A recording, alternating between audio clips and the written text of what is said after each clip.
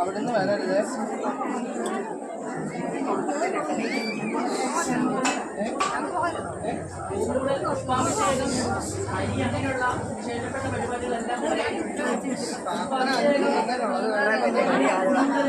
എല്ലാവർക്കും ഉണ്ട്. ഓരോരുത്തരായിട്ട്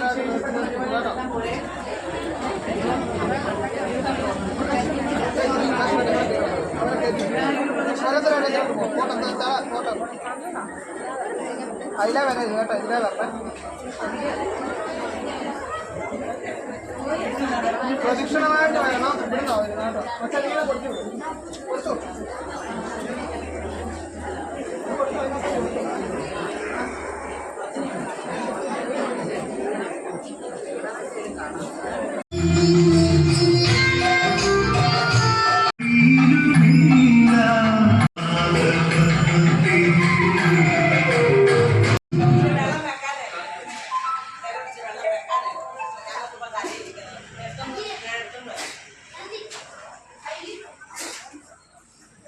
ഒരു പരാതിയും പറയരുത്.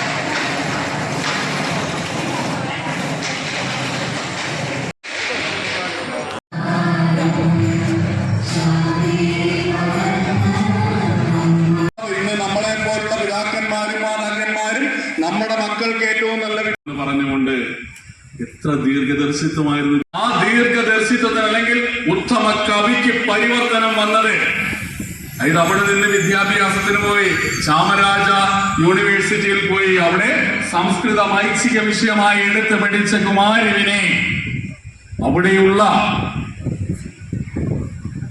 വരേണ്യരായ വിദ്യാർത്ഥികൾക്ക് ഒരു അധകൃതൻ അവിടെ സംസ്കൃതത്തെ ഇത്രയും നന്നായിട്ട് കൈകാര്യം ചെയ്തുകൊണ്ട് ശ്രേഷ്ഠനായി പോകുന്ന കണ്ടപ്പോൾ അസൂയ വന്നു.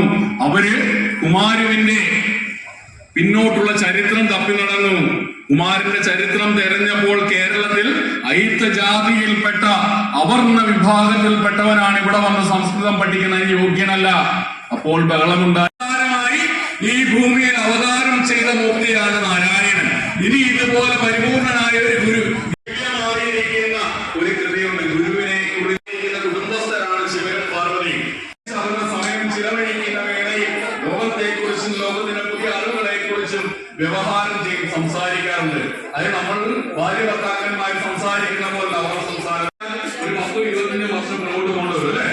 അതിന് കല്യാണം കഴിച്ച് അന്ന് ഒന്നിച്ച് വന്നിരുന്നപ്പോഴത്തേക്ക് കയ്യിൽ മാറിച്ച് കഞ്ഞുപിടിച്ചുണ്ടായിട്ടുണ്ടോ? ഇതെന്തും നിങ്ങൾ അറിയാറിയാം. ഇപ്പൊ അതിനുള്ള സമയമല്ലാതെ ഞാൻ അതിലേക്ക് തിരിഞ്ഞു പോകുന്നില്ല. അല്ലെങ്കിൽ അതിനെക്കുറിച്ച് ചോദ്യം ഉത്തരവുകൊണ്ടാണ് വാൽമീകി രാമായണം ആരംഭിക്കുന്നത്. വാൽമീകി രാമായണം വായിക്കാൻ എടുക്കാൻ പോകാത്തതുകൊണ്ടാണ് നമ്മള് അധ്യാത്മ രാമായണത്തിൽ ഒരു ചെറിയ സൂചനയായിട്ടും ഇത് പറയുന്നുണ്ട്. ഗുരുവതായി കിടന്ന് മാതാവുമില്ല പിതാവുമില്ല അവിടെ താതൻ വളർത്തിയവനാണ് ഇവൻ ഇന്ന് സംഭവം അല്ലേ. എഴുതുകയാണ് പിണ്ടനന്ദിൽ ഭഗവാൻ ശ്രീ നാരായണ പരമഹംസൻ സ്വാനുഭവത്തെ കുറിച്ച് പറയുകയാണ്. നാദം തിരണ്ടൊരുവരായി എന്റെ താതൻ ആരാണ്? പരമാത്മാവ് വളർത്തി എന്നെ വിട്ടതാണ്. തന്റെ അനുഭവ കഥയിലൂടെ പറഞ്ഞ ഗുരു ഇത് തന്നെയാണ് പരമേശ്വരൻ പറയുന്നത്. നാദബിന്ദു കലാതീതം ഈ ഓങ്കാരത്തിനാളായി നിന്നുപരി നാരായണായ നമ. തുഞ്ചത്ത് രാമാനുജ എഴുതിച്ച് നമ്മളെ കൊണ്ട് പാടിച്ചതാണ് ഇല്ലേ. ഓങ്കാരം എന്ന പൊരുള് മൂന്നായി പിരിഞ്ഞപ്പോഴാണ് 3 ദേവതകൾ ഉണ്ടായത്. ആ ദേവതാ സ്വരൂപങ്ങളെല്ലാം ഒന്നിച്ചു ചേരുന്ന ആരോ അവനാകുന്ന പരീക്ഷ കൊടുക്കുന്നു. അങ്ങനെ ആ പരബ്രഹ്മ ചൈതന്യ സ്വരൂപനായി തീർന്ന നാരായണമൂർത്തി. നിങ്ങളുടെ കണ്ണൊക്കെ എല്ലാവരും വിഴിഞ്ഞിരിക്കണം. ഇത്രയും വിശദമായിട്ട് നിങ്ങളോട് പറഞ്ഞിട്ട് ഈ കുറഞ്ഞ സമയത്ത് ഇത്രയും വിശദമായിട്ട് എനിക്ക് പറയാൻ പറ്റുള്ളൂ. ഇല്ല കൂടുതൽ സമയം എടുത്ത് കൂടുതൽ കാര്യങ്ങൾ നമുക്ക് ചിന്തിച്ചു പോകും. അപ്പൊ ഈ വളരെ കുറഞ്ഞ സമയം കൊണ്ട് പെട്ടെന്ന് കിട്ടുന്ന കാര്യത്തെ കുറിച്ചല്ലേ പറഞ്ഞു തരാൻ പറ്റുള്ളൂ. ഗുരുവായിരുന്നു എന്ന് നമുക്കറിയണ്ടേ, വേണ്ടേ? എല്ലാ തവണയും നമ്മൾ അല്ലേ, അതിനകത്ത് ശിവലിംഗത്തിൽ തന്നെ ഒരു രൂപവും കൊടുത്ത് സമാധി പീഠം ഉറപ്പിച്ചിട്ടുണ്ട്. ഭൈരവൻ ശാന്തിക്ക് 120 വയസ്സ് വരെ ജീവിച്ച ഗുരുവിന്റെ അനുഗ്രഹം കൊണ്ട്, അതായത് 120 വരെ ജീവിച്ച ആ വ്യക്തിയാണ്. അത് സിദ്ധനായി മാറി ഗുരുവിന്റെ അനുഗ്രഹം കൊണ്ട്. പ്രത്യേകിച്ച് എന്താ പറഞ്ഞേ, ആശാനെ പോലെയോ അല്ലെങ്കിൽ നരസിംഹസ്വാമിയെ പോലെയോ അല്ലെങ്കിൽ ശിവലിംഗത്തെ പോലെയോ ഒക്കെ ശ്രേഷ്ഠമായ വിദ്യ കൊണ്ടോ കഴിവുകൊണ്ടോ ഒന്നും നിന്ന ആളല്ല. പക്ഷെ ഗുരുവിന്റെ അനുഗ്രഹം കൊണ്ട് 120 വയസ്സ് വരെ ജീവിച്ചു. അതിന് കാരണം എന്നാന്ന് വെച്ചാൽ, ഒരു ദിവസം കുടിതൂക്കിമലയെ കയറി ചെല്ലുമ്പോഴത്തേക്ക് കാണുന്ന ഗുരുവും സുബ്രഹ്മണ്യനും തമ്മിൽ ഇരുന്നുകൊണ്ട്, അപ്പൊ നിങ്ങൾ അങ്ങോട്ടും ഇങ്ങോട്ടും വർത്താനം പറയുന്ന പോലെ ഇരുന്ന് വർത്താനം പറയുക. അപ്പൊ ചോദിച്ചു, കണ്ടോ എന്ന് ചോദിച്ചു. കണ്ടു. ദീർഘായുസ് ഉണ്ടാവും എന്ന് പറഞ്ഞു. അനുഗ്രഹിച്ചു. 120 വയസ്സ് വരെ ജീവിച്ചു. ആ ഭൈരവനുമായിട്ട് ഒന്നിച്ചാണ് ഇത് നട്ടത്. നട്ടപ്പോഴത്തേക്ക് ഗുരു ഒരു ആത്മകഥം പറഞ്ഞു. അരിപ്പുറത്ത് നിൽക്കുക എന്ന് ഓർത്തോണം. 1888, 93, 1903 കാലഘട്ടമാണ്. ഗുരുവിന്റെ മഹാസമാധി എന്നായിരുന്നു മഹാസമാധി? എങ്ങനെ എന്നായിരുന്നു? 1928 സെപ്റ്റംബർ 20 വ്യാഴാഴ്ച ഉച്ചകഴിഞ്ഞ് 3:15. എൻ്റെ തരാനൊന്നുമില്ല, നല്ല എന്തായാലും ഞാൻ തന്നേനെ.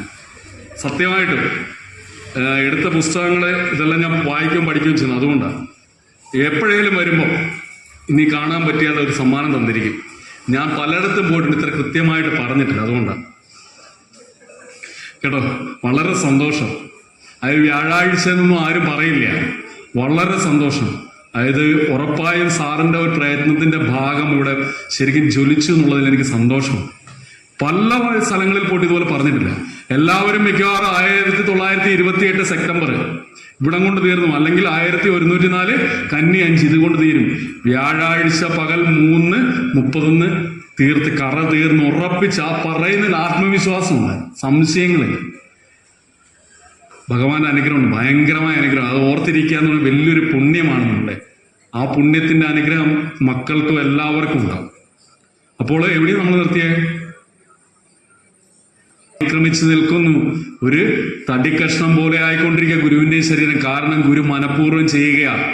ആദ്യമേ ഭക്ഷണമൊക്കെ അങ്ങ് ഉപേക്ഷിച്ചു.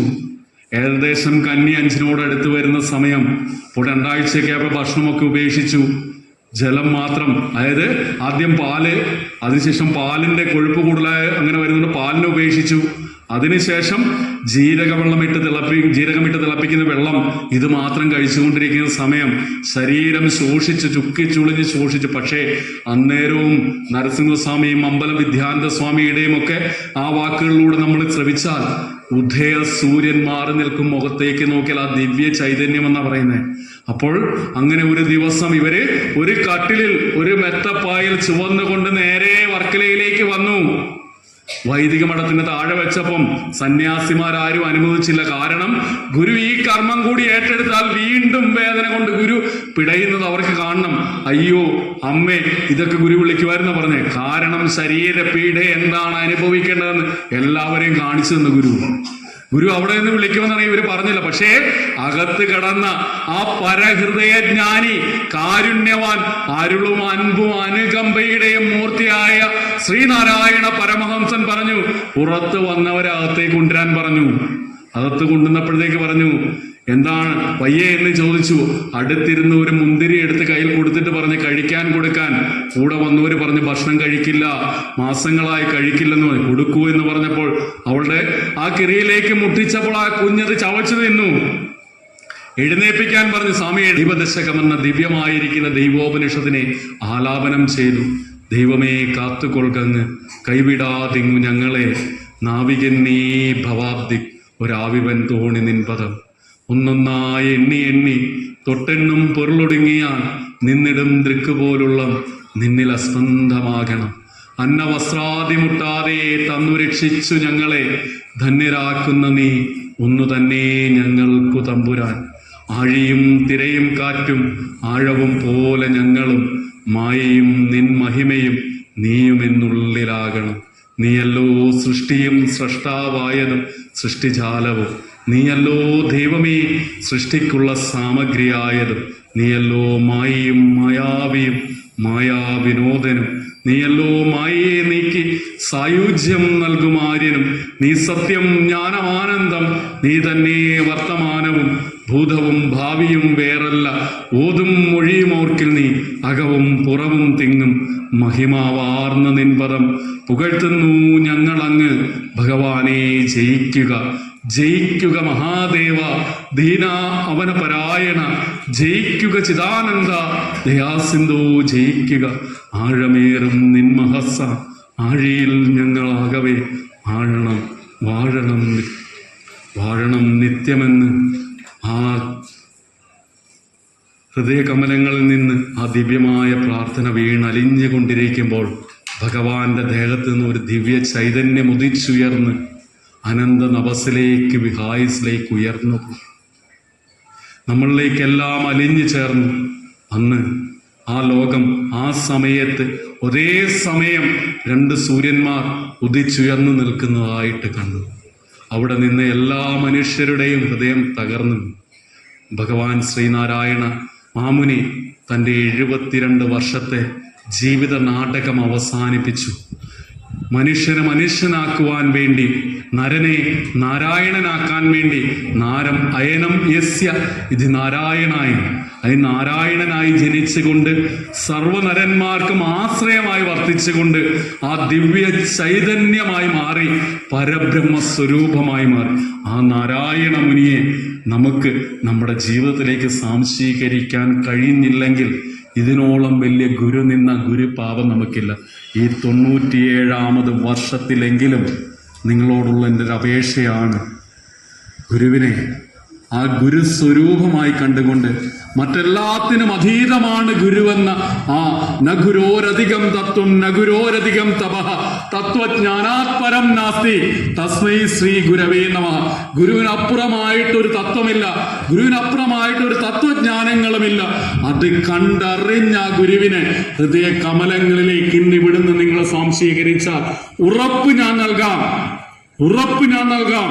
ഇനി വരുന്നത് നിങ്ങളുടെ സുന്ദരമായ സുദിനങ്ങളായിരിക്കും, നിങ്ങളുടെ ആനന്ദത്തിന്റെ സുദിനങ്ങളായിരിക്കും. കാരണം ഭഗവാൻ ദൈവദശകമായി ഈ ഭൂമിയിലേക്ക് അലിഞ്ഞു ചേർന്ന തന്റെ തിരുനാവിൽ നിന്ന് ഉതിർന്നു വീണ ആ ദൈവോപനിഷത്തായി അലിഞ്ഞു ചേർന്ന് ഭഗവാൻ ആ ദൈവ ചൈതന്യമായി ഈശ്വരൻ എന്താണെന്ന് നമുക്ക് പറഞ്ഞു നൽകിയ, ഈശ്വരനെ കാണിച്ചു തന്ന ആ ദിവ്യ പ്രാർത്ഥനയിലൂടെ ഭഗവാൻ ദൈവദശകമായി ആ 3:30 അലിഞ്ഞു ചേർന്നു. അതിന് എന്നും നമ്മുടെ ഹൃദയത്തിൽ ഉണ്ടാവണം. ആ ഹൃദയത്തിൽ നിറഞ്ഞു നിന്നുകൊണ്ട്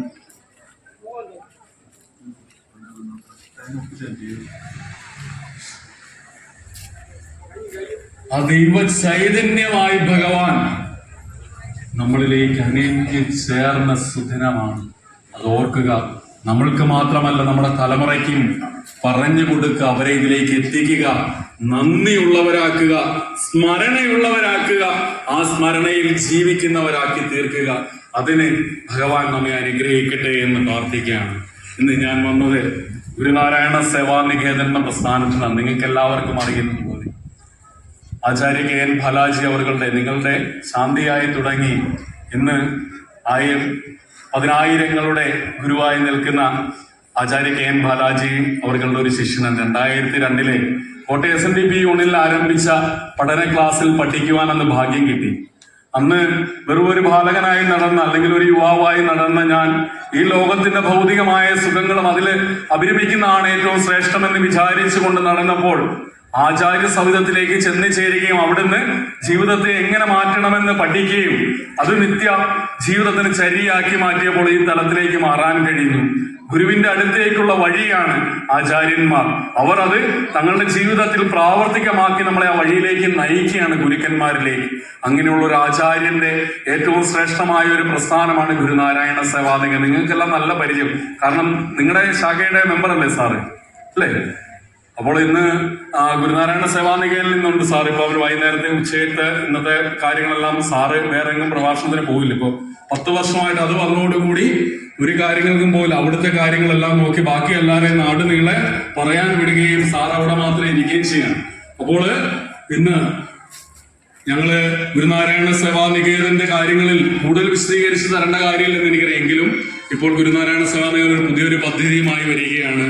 അതായത് നമുക്ക് അവിടെ വരുന്ന രോഗികൾക്ക് മറ്റുള്ള കൂട്ടുകാർക്കും ഭക്ഷണം കൊടുക്കുകയും അവർക്ക് മരുന്നും വസ്ത്രവും മറ്റു കാര്യങ്ങളും ഒക്കെയാണ് നമ്മൾ ചെയ്തെങ്കിൽ നമ്മുടെ ലക്ഷ്യം അതിനേക്കാൾ വിപുലീകരിച്ച് മുന്നോട്ട് വേണം. ഗുരുവിനെ പഠിക്കുകയും പഠിപ്പിക്കുന്നതും ഒക്കെ ആയിട്ട് 10-18ഓളം സ്ഥലങ്ങളിൽ, അതായത് ശരിക്കും അടൂര് തൊട്ടിപ്പോൾ നമ്മുടെ തൃശ്ശൂര് വരെയുള്ള ഭാഗങ്ങളിലായിട്ട് 18ഓളം സ്ഥലങ്ങളിൽ ഗുരുവിനെ പഠിപ്പിക്കുന്ന പഠന കേന്ദ്രങ്ങൾ നടന്നു വരുന്നു.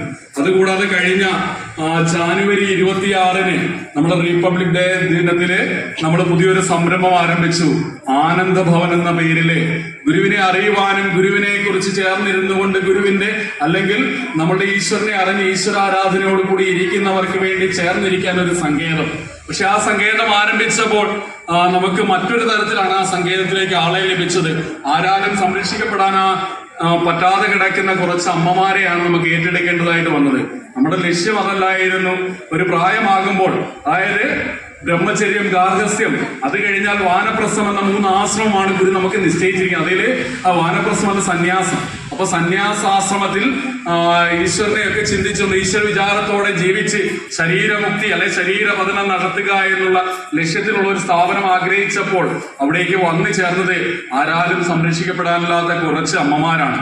അപ്പോൾ അവരെ സംരക്ഷിച്ച് വന്നപ്പോൾ ഇപ്പോൾ കൂടുതൽ ആൾക്കാർ, ഇപ്പൊ 8 പേരുണ്ട്, കൂടുതൽ ആൾക്കാർ ഇപ്പോൾ വരാൻ തുടങ്ങി. അവരെ നമുക്ക് ഉൾക്കൊള്ളിക്കാൻ പറ്റാത്ത അവസ്ഥയിലേക്ക് വന്നു. പുതിയ കെട്ടിടമൊക്കെ വാടകയ്ക്ക് ചോദിച്ചപ്പോൾ 10-50,000 രൂപ വാടക നമുക്ക് താങ്ങാൻ പറ്റാത്ത നിലയിലേക്ക് വരുന്നു. അപ്പോൾ ഒരു സ്ഥലം വാങ്ങിച്ചാലോ എന്നുള്ളൊരു കാര്യം വന്നപ്പോൾ അതിന് തൊട്ടടുത്ത് കടന്ന ഒരു സ്ഥലം കച്ചവടത്തിനായിട്ട് കിടക്കുകയായിരുന്നു. അപ്പോൾ മെഡിക്കൽ കോളേജിന്റെ പരിസരത്തുള്ള സ്ഥലത്തിനൊക്കെ ഏകദേശം 7-8 ലക്ഷം രൂപ വില വരുന്നത് ഒരു ക്രിസ്ത്യൻ സഹോദരന്റെ കയ്യിലാണ്. നമ്മളിങ്ങനെ ഒരു പ്രസ്ഥാനമാണ് പടുത്തുയർത്താൻ പോകുന്നു എന്ന് അറിഞ്ഞപ്പോൾ അദ്ദേഹം അതിന് 3 ലക്ഷം രൂപയ്ക്ക് നമുക്ക് നൽകാമെന്ന് പറഞ്ഞു. 30 സെന്റ് സ്ഥലം 90 ലക്ഷം രൂപയ്ക്ക് വാങ്ങുവാനായിട്ടുള്ള കരാറൊക്കെ വെച്ചു. ഇപ്പോൾ ഏതാണ്ട് 2 മാസമായി 15 ലക്ഷം രൂപ ഞങ്ങൾ അഡ്വാൻസ് ആയി, നമ്മൾ അഡ്വാൻസ് കൊടുത്തിട്ടുണ്ട്. ഇനിയിപ്പോ ഏതാണ്ട് അവിടേക്ക് നല്ലൊരു കെട്ടിടവും കാര്യങ്ങളും പണിത് അമ്മമാരെ താമസിപ്പിക്കുന്നു. അതുപോലെ തന്നെ രോഗികളായിട്ട് വരുന്നവർക്ക് താമസിക്കാനും കീമോയോ അല്ലെങ്കിൽ മറ്റു കാര്യങ്ങൾക്കൊക്കെ ആയിട്ട് വരുന്നവർക്ക് സൗജന്യമായി താമസിക്കാനും വിദ്യാർത്ഥികൾക്ക് സൗജന്യമായി താമസിച്ച് പഠിക്കാനും ഒക്കെ ഉള്ള സംവിധാനത്തിന് വേണ്ടുന്ന ഒരു 6 നില മന്ദിരം പണിയുവാനായിട്ടുള്ള ആഗ്രഹം എല്ലാവർക്കും ഉണ്ടായി. അതിന്റെ ഒരു പ്ലാൻ ഉണ്ടാക്കി ഒരു 10 കോടി രൂപയുടെ ബഡ്ജറ്റ് അതിനിട്ടിട്ടുണ്ട്. അപ്പോൾ അത് നൽകേണ്ടത് ശ്രീനാരായണീയനിൽ നിന്നാണ്, വേറെ ആരും അതിനെ സഹായിക്കാനായിട്ടില്ല. അപ്പോൾ അങ്ങനെയുള്ള ഒരു കാര്യത്തിന് നിങ്ങളുടെ എല്ലാം സഹായം എന്ന് അഭ്യർത്ഥിക്കുകയാണ്. അപ്പോൾ നമ്മള് ഗുരുവിനെ അറിയുക, ഗുരു പദത്തിൽ ശരിക്കുക, ഗുരുകാരുണ്യം നേടുക, ഗുരുവിനെ അറിയുക. ഗുരു പറഞ്ഞിരിക്കുന്നത് മാനവ സേവയാണ് മാധവ സേവ. മനുഷ്യനെ സേവിച്ചാൽ മാധവനെ ഈശ്വരനെ നമുക്ക് അറിയാൻ കഴിയും. ദുഃഖിതർക്കാണ് നമ്മൾ ദാനം കൊടുക്കേണ്ടത്. അങ്ങനെയുള്ള ദാനത്തിലേക്ക് നിങ്ങളുടെ എല്ലാം ശ്രദ്ധയുണ്ടാവണം. അതിലേക്ക് വേണ്ടിയാണ് ഈ ഒരു 2-3 മിനിറ്റ് ഞാൻ കവർന്നെടുത്തത്. കാരണം ഇത് എല്ലാവരും എല്ലായിടത്തും ഒന്നും പറയണമെന്ന് നിർബന്ധമില്ല. പക്ഷെ ഇന്നത്തെ ദിവസം ഇത് പറയണമെന്ന് ചോദിച്ചാൽ ഏറ്റവും നല്ല ദിവസം ഇതാണ്. കാരണം ഭഗവാൻ ദിവ്യ ചൈതന്യമായ ദിവസം നമ്മുടെ മനസ്സിലൊരു പ്രതിജ്ഞ നമുക്ക് എടുക്കാൻ കഴിയും. അതായത് ഇതിനു വേണ്ടി ഭഗവാന്റെ ആ നാമധേയം, ആ പേരുള്ള ഒരു ആതുര സേവന രംഗത്തേക്ക് വരുന്ന ഒരു സ്ഥാപനത്തിന് വേണ്ടി ഞങ്ങൾക്ക് ചെയ്യാൻ കഴിയുന്നത് ചെയ്യാമെന്ന് നമുക്ക് പ്രതിജ്ഞ ചെയ്യാൻ പറ്റുന്ന ദിവസമാണ്. അപ്പോൾ അതിന് കുറച്ച് ഞാൻ നോട്ടീസ് കൊണ്ടുവന്നിട്ടുണ്ട്. ഇവിടെ ഞാൻ ഏൽപ്പിക്കാം. അത് നിങ്ങൾ കഴിയുന്ന കിട്ടുന്ന അത്രയും പേര് വാങ്ങുക. പിന്നീടുള്ള നോട്ടീസ് ഇവിടെ എത്തിക്കാൻ എല്ലാവരെയും ശ്രമിക്കാൻ കഴിവതും നിങ്ങളുടെ ഭവനത്തിലൊക്കെ വന്ന് നിങ്ങളെ എല്ലാവരെയും നേരിട്ട് കാണണമെന്നാണ് ആഗ്രഹിക്കുന്നത്. അന്ന് ഞങ്ങളോടൊത്ത് അല്ലെ നമ്മളൊത്ത് ഒന്ന് ചേർന്ന് ഈ ഒരു പ്രസ്ഥാനം നമുക്ക് പടുത്തുയർത്തണം. സാറിന്റെ സ്വപ്നങ്ങളെ നിങ്ങളുടെ അടുത്തിരിക്കുമ്പോഴും സാർ ഉറപ്പായിട്ടും ഈ സ്വപ്നങ്ങളൊക്കെ പറഞ്ഞിട്ടുണ്ടാവും. എന്ന് വെച്ച് കഴിഞ്ഞാൽ എങ്ങും ഒരു കള്ളവും കപടവും വെക്കാതെ സംസാരിക്കുന്ന ആളാണ്. അപ്പൊ അത് കാരണം ഈ സ്വപ്നങ്ങൾ അന്ന് തന്നെ ഉണ്ടായിരുന്നു. അപ്പോൾ ആ സ്വപ്നങ്ങളെയൊക്കെ പങ്കുവച്ചിട്ടുണ്ടാവും. അതിനെ സാക്ഷാത്കരിക്കാൻ സാറിന്റെ സഹോദരങ്ങളായ നിങ്ങളോട് എന്റെ എളിയ അപേക്ഷ പറഞ്ഞുകൊണ്ട് ഞാൻ എന്റെ വാക്കുകളെ നിർത്തുകയാണ്. ഇന്നിങ്ങനെ വരുവാൻ കഴിഞ്ഞതിന് ഏറ്റവും പരമമായിട്ട് ഇതിന് കാരണം പ്രീതി ചേച്ചി, അതായത് നിങ്ങളുടെ സഹോദരി തന്നെയാണ്. അപ്പോഴത്തേക്ക് ഇവിടുന്ന് ഒരാളെ വേണമെന്ന് പറഞ്ഞപ്പോഴത്തേക്ക് കൊച്ചച്ഛന്റെ അടുത്ത് പറഞ്ഞ് എന്നെ വിളിപ്പിച്ചു. അന്ന് വിളിപ്പിച്ചപ്പോഴത്തേക്ക് ഞാൻ പറഞ്ഞു ഇന്നപോലെ ഒരു സ്ഥലത്ത് എനിക്ക് പരിപാടി ഉണ്ട്, അപ്പൊ കുഴപ്പമില്ല 1 മണി കഴിഞ്ഞിട്ട് വരാമോന്ന് ചോദിച്ചു. ഞാനത് ഉറപ്പായിട്ടും എത്താം. അപ്പൊ ഭഗവാൻ ഇന്നലെ അസുഖം നൽകിയാലും ഇന്ന് ഇത്രയും നേരം നിന്ന് പറഞ്ഞു കഴിഞ്ഞപ്പോൾ നടുവേദന എടുക്കാൻ തുടങ്ങി. എന്താണെന്ന് ഇത്രയും നിന്നപ്പോ. അപ്പോൾ ഈ 3 മണിക്കൂർ എന്നെ നിർത്തി. ഇവിടെ ഒരു 1.5 മണിക്കൂറോളം പോയാലും 1.5 മണിക്കൂർ അവിടെയും നിന്ന് യാത്രയും എല്ലാം ചെയ്യിച്ച് ഈ ശക്തി എല്ലാം നൽകിയ ഭഗവാന്റെ പാദങ്ങളിൽ എന്റെ വാക്കുകളെ അർപ്പിക്കുകയാണ്. എന്റെ വാക്കുകൾ നിങ്ങളുടെ ജീവിതത്തിലേക്ക് അല്ലെങ്കിൽ നിങ്ങളുടെ ഹൃദയത്തിലേക്ക് ഇറങ്ങിയിട്ടുണ്ടെങ്കിൽ അതിന് കാരണമായ എന്റെ ആചാര്യ പാദങ്ങളിൽ സമർപ്പിച്ചുകൊണ്ട് എന്റെ വാക്കുകളെ നിർത്തുന്നു. നന്ദി, നമസ്കാരം. ഓം പൂർണ്ണമദഃ പൂർണ്ണമിദം പൂർണ്ണാത് പൂർണ്ണമുദച്യതേ പൂർണ്ണസ്യ പൂർണ്ണമാദായ പൂർണ്ണമേവ അവശിഷ്യതേ. ഓം ശാന്തി ശാന്തി ശാന്തി. എല്ലാവരുടെയും പാദങ്ങളിൽ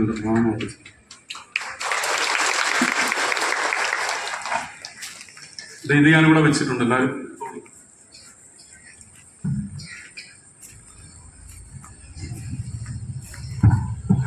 പ്രിയപ്പെട്ടവരെ, മഹാഗുരുവിൻ്റെ ഈ മഹാസമാധി ദിനത്തിൽ നമ്മുടെ ശാഖയിൽ നമ്മുടെ ക്ഷണം സ്വീകരിച്ച് ഇവിടെ വന്നു.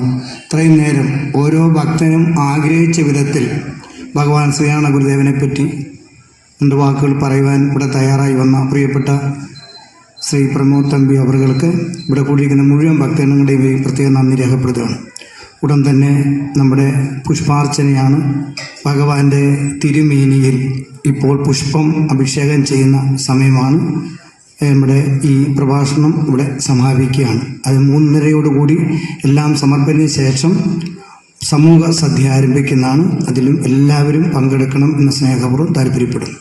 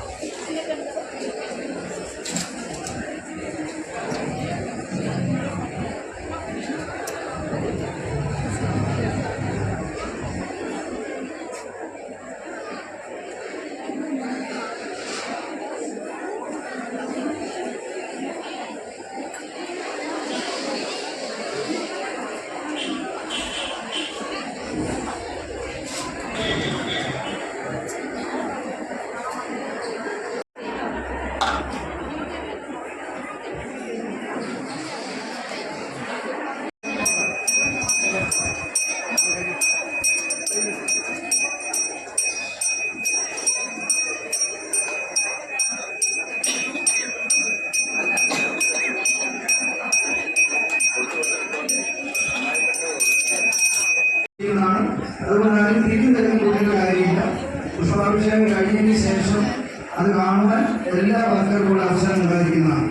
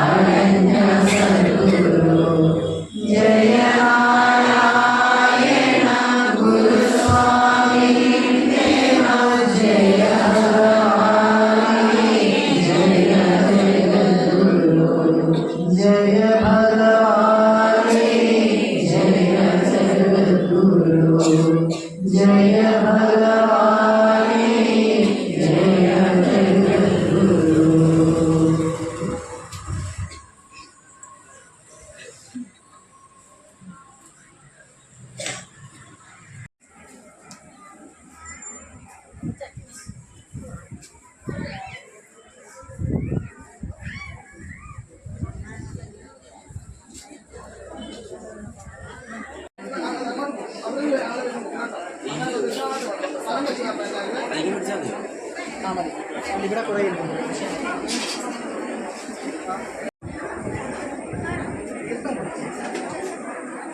ശങ്കരനെ